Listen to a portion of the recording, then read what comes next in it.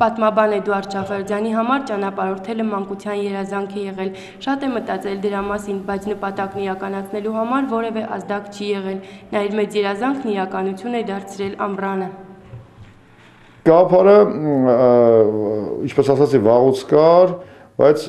խթան էր պետք, իսկ դա խթանեցին իմ շվեյցարացի բարեկամները, որոնք ինձ հրավիրեցին վիզայի կարգով իրենց երկիր, իրենց ճգնաղ երկիրը, որտեղից մենք մի շաբաթի համարզումներից հետո մեկնարկ վերցրինք դեպի Հռոմ։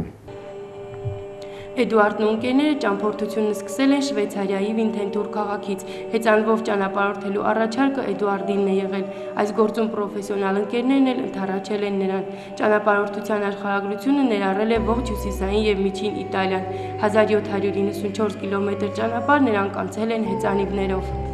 Մենք անցնում ենք վիլլաների, սա գյուղերն է Իտալիայի, վիլլաների, ավանների, քաղաքների միջով, անցնում ենք գրունտային ճանապարհների, անցնում ենք գետի ափով, չգիտես ինչ, ծովի ափով, ցերեկը շարժման մեջ ենք մենք, ընթացքում ենք գտնվում, իսկ գիշերը որտեղ մտնում էր վրան ենք զարկում, բայց եթե մեծ քաղաքներում ենք, օրինակ ասենք Վերոնա, Վենետիկ, Ֆլորենցիա, Միլան, Թուրին, Հռոմ վերջապես այդտեղ իհարկե դու չես կարա այնտեղ ուրբաթայի վրա զարկես, պետք է գնաս քաղաքային կեմպինգ։ Շուրջ մեկ ամիս Էդուարդը եղել է աշխարհի մի շարք տեսարժան վայրերում, Հռոմի, Լիվորնոյի եւ Ջենովայի արդեն կաթոլիկ դարձած հայկական եկեղեցիներում, Շվեյցարիայի Վիվեյ քաղաքում ծաղիկ է դրել աշխարհահռչակ Չապլինի գերեզմանին, իսկ Սիրահարների քաղաք Վերոնայում նրա համար ամենաուշագրավը Շեքսպիրյան հայտնի ողբերգության հերոսուհի Ջուլիետի տունն է եղել։ Ճանապարհորդության ամենալուսավոր կետը, սակայն, Էդուարդի համոզմամբ Վենետիկի Սուրբ Ղազար կղզին էր։ Ամենակարևոր վայրը ամեն հայի համար դա Վենետիկի Սուրբ Ղազար կղզին է։ Որտեվ երբ որ ես լինում եմ Էջմիածնում կամ որևէ մի այլ հոգևոր կենտրոնում, զգում եմ ինչ-որ աշխատանք, զգում եմ հայի շնորհք տաղանդ, բայց այստեղ ես տեսա հայի ջերմեռանդություն, խանդավառություն Սուրբ Ղազար կղզում, ես տեսա այն հայրենասիրություն վերջապես, այսբերգ երևացող կողմն է այնտեղ հոգևորը։ Սուրբ Ղազար կղզուց նա բերել է ճամփորդությունից մնացած իր համար ամենարժեքավորը, որը նրա սեղանի գիրքն է դարձել։ Իմ ամենարժեքավոր իրը այդ ճանապարհության ընթացքում դա որ ձեռք բերեցի Սուրբ Ղազար կղզում, ավելի շուտ ինձ նվիրեցին, դա իրենց հրատարակվող հանդեսն է, պարբերականը, խոսքը բազմավեպի մասին է։ Սա է հենց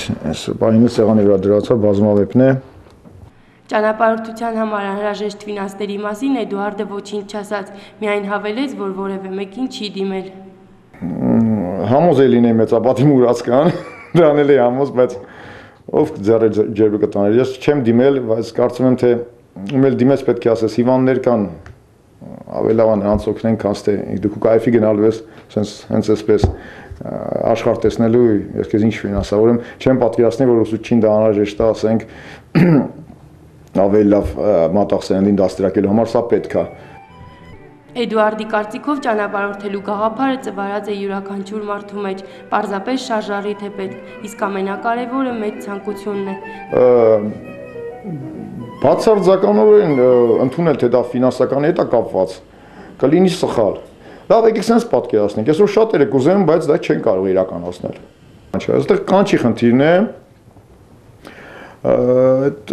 ֆինանսի խնդիրը իհարկե կա, բայց դե ֆինանսի խնդիրը կարող ենք ասենք դեք ինչ ժամանակ է պետք էլի, իսկ ով ասում որ պետք է ամեն ինչը նենց շռայլել, ամեն ինչ դա կարող է մարդ շատ սակավապետությամբ մի քիչ իրան սակավապետ զգա, միաժամանակ փոխարենը իր համար մի լուսավոր օր տեսնի աշխարհի հրաշալիքներից հրաշ երկրներից մեկը։ Տաթևիկ Ճուղուրյան, Արմեն Հովսեփյան, լուրեր։